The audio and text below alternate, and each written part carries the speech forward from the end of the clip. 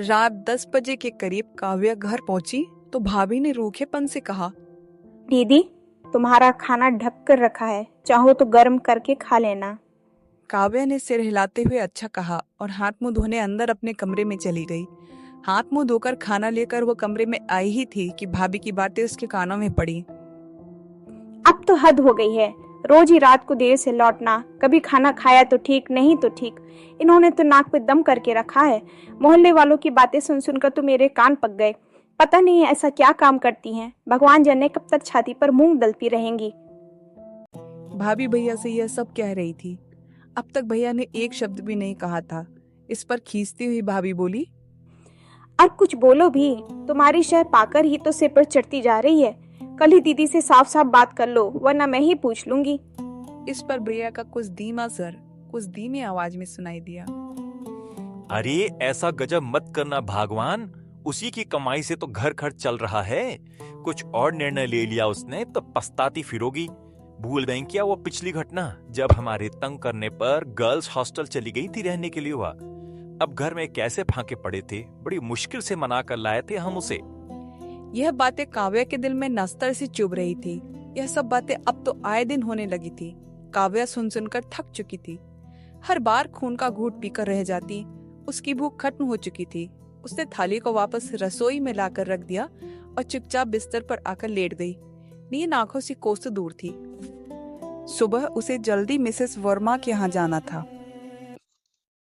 दिन भर कभी ट्रेन कार तो कभी बस का सफर करना, वह एक जगह से दूसरी जगह पहुंचना, यह सब उसकी दिनचर्या का हिस्सा बन चुका था।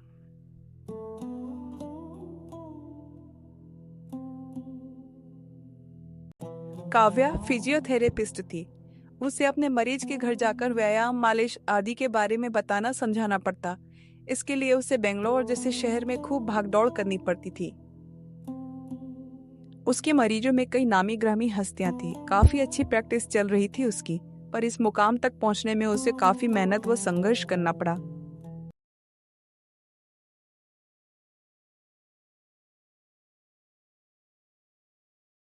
जिंदगी के 15 साल उसने इस पेशे में बिता दिए थे, तब कहीं जाकर वह इस मंजिल तक पहुंची थी। उसे काफी जद्दोजहद करनी पड़ी थी अपने आप को स्थापित करने में। काव्या को याद आने लगे वो दिन जब वह छोटी थी। बड़े भाई के बाद ही हुई थी वह। खूब नाजों से पाला था उसे उसके मम्मी पापा ने। नन्ही प्यारी सी गुड़िया लगती थी वो। उसके पापा उसकी हर फरमाइश पूरी करते, हमेशा कहते, काव्या की माँ, देखना एक दिन मेरी बेटी इतनी बड़ी अफसर बनेगी कि दुनिया इसके आगे झुकेगी। पढ़ाई में इतनी होशियार और सुंदर भी है, इसके लिए तो मैं राजकुमार सा दूल्हा ढूंढूंगा। पर यही हालत तब खत्म सी हो गई जब एक और बेटे की चाह में उनके यहाँ और 5 बहनें लाइन से पैदा हो गईं। पिताजी सब संभाल ही रहे थे कि एक दिन हार्ट अटैक में चल बसी। माना, छत में कपड़े सूख रहे हैं, उन्हें उठा लाओ। बारिश की संभावना है, गीले हो जाएंगे। आप ये काम काव्या और रचना से भी तो करवा सकती हैं। मैं जल्दी में हूँ, मुझे मेरे दोस्त के यहाँ जाना है। बेका, जब तुम बाहर जा ही रहे हो तो कम से कम सब्जी तो लेते आना।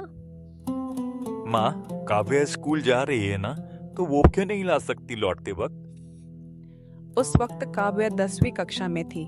6 बहनों में इकलौता भाई अधिक लाड़ प्यार से बिगड़ गया था। उसका मन पढ़ाई में बिल्कुल नहीं लगता था। वहीं काव्या पढ़ाई में होशियार थी। पिता की मृत्यु के पश्चात माँ ने खाट पकड़ ली। अब तो स्वयं की पढ़ाई, घर का काम, छोटी छोटी बहनों की देखभाल, सभी की जिम्मेदारियां तिले काव्या पर पड़ गई थी। उसने पिता के मिले प्रोविडेंट फंड की रकम को बैंक में जमा करवाया था। साथ ही घर पर ही पास पड़ोस के छोटे बच्चों की ट्यूशन भी करने लगी। समय ने उसे वक्त से पहले ही परिपक्व बना दिया था। 12वीं कक्षा के बाद काव्या ने फिजियोथेरेपिस्ट का कोर्स किया। साथ ही घर परिवार, बहनें, सबकी जिम्मेदारियों को निभाती रही। काव्या के पिताजी के दोस्त थे प्रवीण जी। उनकी सिफारिश पर उसे किसी प्राइवेट नर्सिंग होम में फिजियोथेरेपिस्ट का काम मिल गया। तब उसकी उम्र मुश्किल से 20 बरस ही रही होगी। तब से जो जद्दोजहद शुरू हुई वह आज तक चल रही थी। माँ, बस आप आंसुओं को संभाल लेना, सारी जिम्मेदारियां मैं संभाल लूंगी। पंडित जी, अब आप बताइए और क्या क्या तैयारी करनी होगी? समय पर सब कुछ हो जाए और रस्मों में कोई कमी ना रहे। बहनों को पढ़ा लिखा कर कुछ बनाकर एक एक की शादी करती गई। वह माँ बिस्तर पर लेटी लेटी बार बार बलैया लेती रही। भाई आवारा निकल गया, बुरी सोबत में रहने लगा। उससे तो घर में कोई मदद मिलती नहीं थी, उल्टे वही काव्या से मांग मांग कर पैसे ले जाता। काव्या जब अपनी जिम्मेदारियों से मुक्त हुई तो पाया कि बालों में सफेदी छलकने लगी थी। अपनी तरफ तो उसका ध्यान ही नहीं गया था। यही काव्या है ना? हाँ, यही काव्या है। मिसेस शर्मा के कहने पर काव्या के लिए हम अपने देवर का रिश्ता लेकर आए हैं।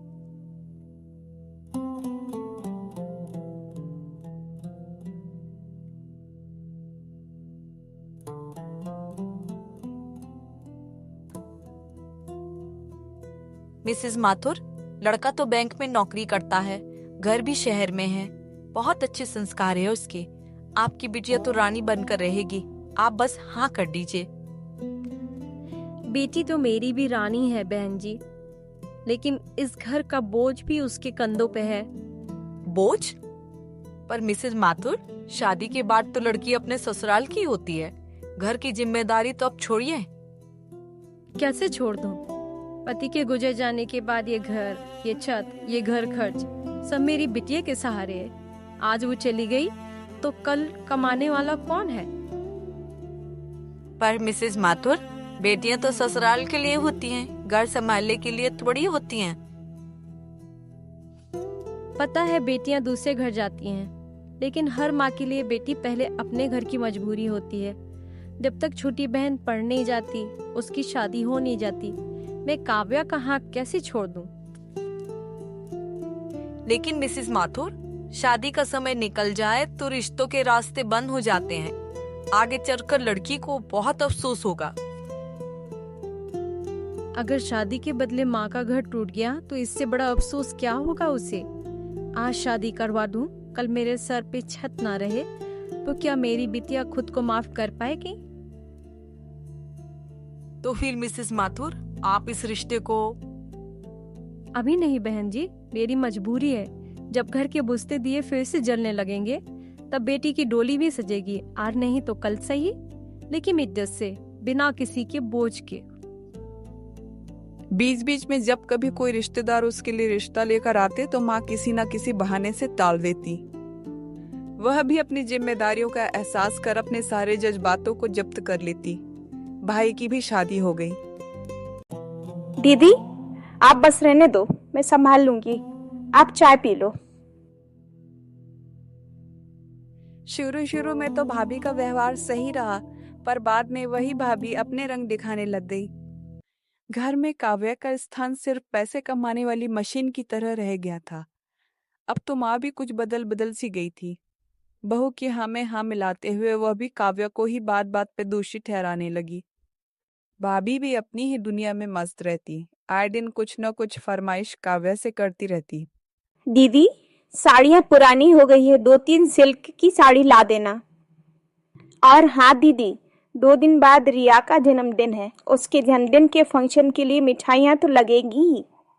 दीदी, आज आरव की फीस भरनी है। और हाँ दीदी, रिया कह रही थी कि बुआ से कहना मुझे साइकिल दिला दे। काव्या भी भाई के बच्चों को माँ सा प्यार देती, अपनी सारी कमाई भतीजी भतीजी व घर पर लुटाती रहती। बहनों के खर्चे भी बढ़ते जा रहे थे। काव्या, रचना के यहाँ तीज आ गई है, उसके यहाँ कपड़े के लिए पैसे भिजाने पड़ेंगे। और हाँ, पटना वाली बहन की मैरिज एनिवर्सरी मनाई जा रही है, उसके यहाँ अच्छा सा तोहफा लेकर भाई जाएगा। उसके लिए साड़ी, उसके सास ससुर के कपड़े, बच्चों के कपड़े, फल, मिठाई जाएगी। आए दिन माँ की फरमाइशें, कुछ न कुछ लगा ही रहता। उसने कभी सोचा भी नहीं था कि उसे लाड़ करने वाली यही माँ, उसकी अपनी माँ, इतनी बदल जाएगी। बुआ, आज तुम मुझे पढ़ाओ, मैं माँ से नहीं पढ़ूंगी। बुआ, आज कोई अच्छी सी कहानी सुनाओ ना। उसकी शादी का तो कभी ख्याल तक नहीं आया, ऊपर से कुछ कह दो तो घर में हंगामा। माँ का रोना धोना शुरू कि आज तेरे पिताजी जिंदा होते तो मेरी यह दशा ही ना होती। मैं तो अपाहिज हो गई हूँ, तुम्हारे टुकड़ों पर पल रही हूँ, मैं तो हूँ ही अभागन। माँ का बड़बड़ाना एक बार शुरू हो जाता तो रुकने का नाम ही नहीं लेता। भाभी, मेरा टिफिन पैक कर दोगी क्या? अभी रुक जाओ दीदी, मैं आरव और रिया का टिफिन पैक कर रही हूँ। उसके बाद आप अपना टिफिन खुद पैक कर लेना। वह सुबह एक कप चाय पीकर जल्दी निकल जाती और शाम ढले थकी हारी लौटती। भाभी से यह कभी नहीं होता कि जहाँ आरव और रिया का टिफिन पैक कर रही है वहीं उसके लिए भी 2 पराठे सेक दे। हर महीने घर के खर्चों के लिए सारी कमाई हाथ में रख दो, उस पर भी यह जलालत भरी जिंदगी। क्या यूं ही गुट गुट कर जीती रहेगी? क्या यूं ही चलती रहेगी जिंदगी? आखिर कब तक? सोचते सोचते उसकी आंख लग गई। अगले दिन जब उठी तो सिर बहुत भारी था, मन नहीं कर रहा था तैयार होने का। घर पर रहकर भी आखिर क्या करती? बेमन से तैयार हुई वह। एक कप चाय पीकर निकल पड़ी। एक दिन काम से फ्री होने के बाद वो जल्दी घर लौटती है। रास्ते में वही अनाथालय पड़ता है। वह कुछ टॉफियां लेकर उस बच्चे के पास पहुंची और बैग से निकालकर उसे देने ही वाली थी कि वह घबराकर पीछे मुड़ा और लंगड़ाता हुआ अंदर चला गया। काव्या उसकी चाल को देखकर उसकी परेशानी समझ गई और काफी देर तक वहीं खड़ी रही। उसका मन उस बच्चे को देखकर व्यथित सा हो उठा और अनमनी से वह वहां से चल दी। उस दिन अपने सारे काम तो उसने निपटाए, पर मन के किसी कोने में वही बच्चा उसकी लंगड़ाहट, मासूम सा चेहरा आदि आंखों के सामने तैरता रहा। अगले दिन काव्या जब फिर से वहां से गुजरी तो वही बच्चा उसे उसी मुद्रा में दिखाई पड़ा। वह यंत्र चालित से उसके पास पहुंच गई। बच्चा उसे देखकर पीछे मुड़कर लौटा नहीं। इस बार काव्या ने उसे बैग से टॉफी निकालकर देने के लिए हाथ बढ़ाया, लेकिन बच्चे ने अपना हाथ नहीं बढ़ाया। बेटा ले लो। आंटी डांटेगी। काव्या को बच्चे की इस बात से उसकी समझदारी का एहसास हुआ। अच्छा बेटा, एक बात बताओ, तुम्हारी आंटी हाँ कह देगी तो ले लोगे ना? हाँ, ले लूंगा। बेटा तुम्हारा नाम क्या है? अथर्व। हमसे दोस्ती करोगे? हाँ। अब तो काव्या का यह नित्य क्रम हो गया। वे दोनों मानो एक दूसरे की प्रतीक्षा में रहते थे। काव्या के मन में मातृत्व की भावना हिलोरे लेने लगी। उसकी भी शादी हो गई होती तो उसके भी प्यारे प्यारे बच्चे होते।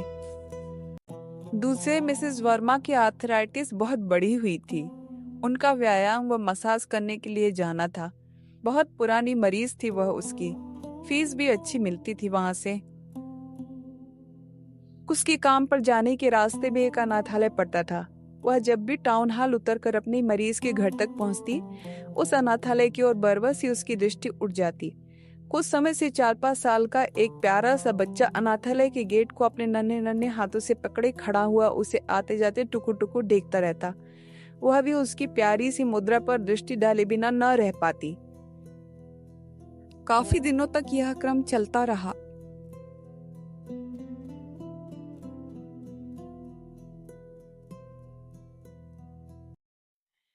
उसे वह बच्चा इतना प्यारा लगता कि उसने निर्णय ले लिया कि वह उसे गोद ले लेगी।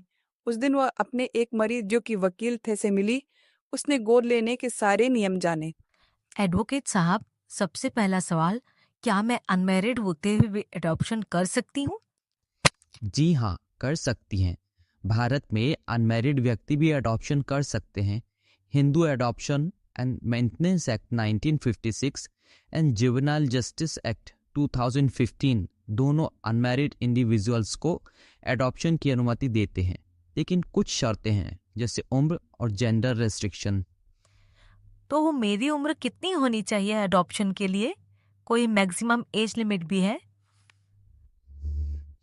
एडॉप्शन करने वाले की उम्र कम से कम 25 साल होनी चाहिए। एडॉप्टिव पेरेंट व बच्चे के बीच कम से कम 21 साल का अंतर होना चाहिए। अगर मैं अनमैरिड महिला हूँ तो क्या बॉय चाइल्ड अडॉप्ट कर सकती हूँ? हाँ, unmarried female boy child adopt कर सकती हैं। तो मुझे कौन कौन से डॉक्यूमेंट देने होंगे? काव्य ने एडॉप्शन से संबंधित ना जाने कितने सवाल पूछ डाले। उस दिन घर लौटने पर वो विचारों के झंझावतों में उलझी रही। इस घर में रहकर तो उस बच्चे को पालना मुश्किल था, फिर वह क्या करेगी? इसी कशमकश में वो घिरी रही। फिर भी कुछ फैसले उसने कर ही लिए थे। उसने घर वालों से छुपाकर बैंक अकाउंट खोल रखा था, जिसमें वह हर महीने रुपए जमा करती आ रही थी। अब तक तो काफी पैसे इकट्ठे हो गए थे। उसने निर्णय लिया कि वह अपना अलग घर ले लेगी, चाहे छोटा सा ही क्यों ना हो। इस निर्णय में मानो उसे जीवन जीने की एक नई दिशा मिली। उस रात वह अथर्व को लेकर अपने नए जीवन के बारे में सोचती रही। उसने निर्णय लिया कि कल सबसे पहला काम वह अनाथालय की संचालिका से मिलने का करेगी। उसे यूं लग रहा था मानो सूरज की किरणें भी उसकी खुशी में साथ देकर दमक रही थीं। अथर्व हमेशा की तरह अनाथालय के गेट के पास खड़ा था। उसे लेकर वह अनाथालय की संचालिका के पास जा पहुंची। वहां अथर्व को गोद लेने की अपनी मंशा उसने जाहिर की। उसकी आर्थिक स्थिति, कामकाज आदि के बारे में विस्तृत जानकारी पूछी गई। इन सबसे संतुष्ट हो उसे कुछ औपचारिकताएं पूरी करने के लिए अगले दिन बुलाया गया। उस दिन उसने अपनी पहचान के बिल्डर से मिलकर एक फ्लैट खरीदने की बात की। अग्रिम राशि के रूप में रकम जमा करवाने की बात हो गई। फ्लैट भी वह देख आई। फ्लैट का कब्जा भी उससे जल्दी मिल जाना तय हुआ। अब समस्या यह थी कि दिन भर अथर्व के पास कौन रहेगा, कौन से स्कूल में उसे दाखिला दिलवाना सही रहेगा। इसका भी प्रबंध उसने कर लिया। पूरे दिन किराया का इंतजाम हो गया। स्कूल भी घर के पास ही था। वहां भी काव्य दाखिले की बात कराई, फॉर्म वगैरह ले आई। अब बस अतर्व का संरक्षण मिलते ही वह उसे घर लाने को आतुर थी। अपनी एक छोटी सी दुनिया शुरू करने के लिए जिसमें वह होगी और मातृत्व की कमी पूरा करने के लिए अथर्व होगा। उसे बेटा मिलेगा और अथर्व को माँ। उस रात घर आकर उसने अपने निर्णय से घर वालों को अवगत कराया। सबके चेहरे पीले पड़ गए। भाई व भाभी ने बच्चों की दुहाई दी। कहा, क्या तुम्हारे भतीजी भतीजे तुम्हारे अपने नहीं है जो पराया बच्चा गोद लेने की सोच रही हो, वो भी जिसकी जात का पता नहीं, माँ बाप का पता नहीं। खूब रोना धोना शुरू हुआ। उसे तरह तरह से समझाया गया, रिश्तों की दुहाई दी गई, उसके दायित्व का एहसास कराया गया। जब कोई समझाइश काम न आ सकी तो माँ ने रोना शुरू कर दिया। काव्या फिर भी नहीं पिघली। उस दिन उसने पहली बार मुंह खोला। किन रिश्तों की दुहाई दे रहे हैं आप लोग? मैं तो सिर्फ पैसे कमाने की मशीन हूं ना। मेरे दर्द को कभी समझा आप लोगों ने? मेरी भावनाओं की कदर की क्या आप लोगों ने? मैं तो छाती पर मूंग डल रही हूं ना। आप लोगों की मेरी वजह से मोहल्ले में छीछाले दर होती है ना। मैं भी कभी विवाह योग्य थी। क्या मेरी चिंता हुई थी आप लोगों को? कहने को यह मेरी माँ है, पर इन 35 सालों में इन्होंने मेरे साथ जैसा व्यवहार किया वैसे तो सौतेली माँ भी ना करती। फिर भाभी के लिए तो क्या ही कहूँ, वह तो पराये घर की लड़की है। मेरा यह भाई, जिसे भाई कहने में भी शर्म आती है, क्या दायित्व निभाया इसने भाई होने का? जब से होश संभाला है मैं तुम्हारी ही गृहस्थी को पार लगाती रही है ना। तुम्हारा ये लाडला संभालेगा अपनी जिम्मेदारी, तब सारे नेंग पूरे करवाना अपनी बेटियों के जो मुझसे करवाती रहीं। जिन बेटियों का पक्ष लेकर मुझसे लड़ती रहीं, अब आए ना वो आप लोगों को संभालने। आपकी बेटियों ने भी जैसा व्यवहार मेरे साथ किया दुश्मन भी ना करता। सुबह से रात तक काम में अपने आप को डुबोए रखा, असमय ही बूढ़ा बना दिया मुझको। क्या मेरे कुछ अरमान नहीं हो सकते हैं? इसके बारे में सोचा कभी? मैंने बहुत जी लिया आप लोगों के लिए, अब जीऊंगी सिर्फ अपने लिए और अपने बेटे के लिए। सभी को अब छोड़कर वो अपने कमरे में आई, अपना सामान समेटा और अगली सुबह का इंतजार करने लगी। अब वह भी अपने छोटे से आशियाने में अपने बेटे के साथ रहेगी। अगली सुबह जब वह सूटकेस लेकर अपने कमरे से बाहर निकली तो देखा बैठक में पूरा परिवार जमा था। बच्चे सहमे हुए खड़े हैं।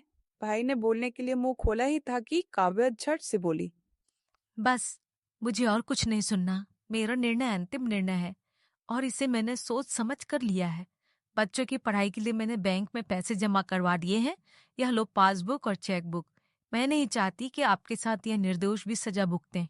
और यह कहकर काव्य अपना सामान लिए तीर से निकल गई, सबको हैरान छोड़कर।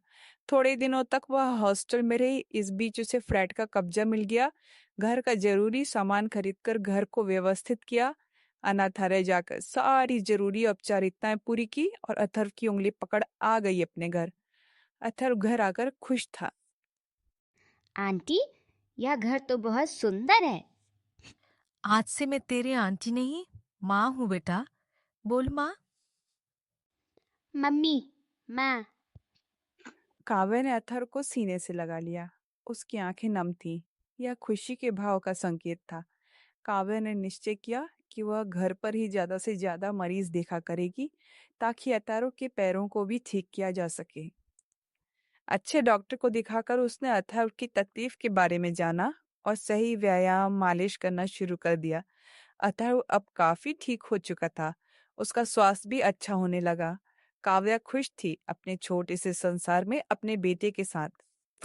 इस कहानी के बारे में आप सभी की क्या राय है, हमें कमेंट करके बताइए। कहानी पसंद आने पर लाइक, शेयर और सब्सक्राइब करना ना भूलें। और हाँ, इस कहानी को अपने दोस्तों में भी शेयर करें।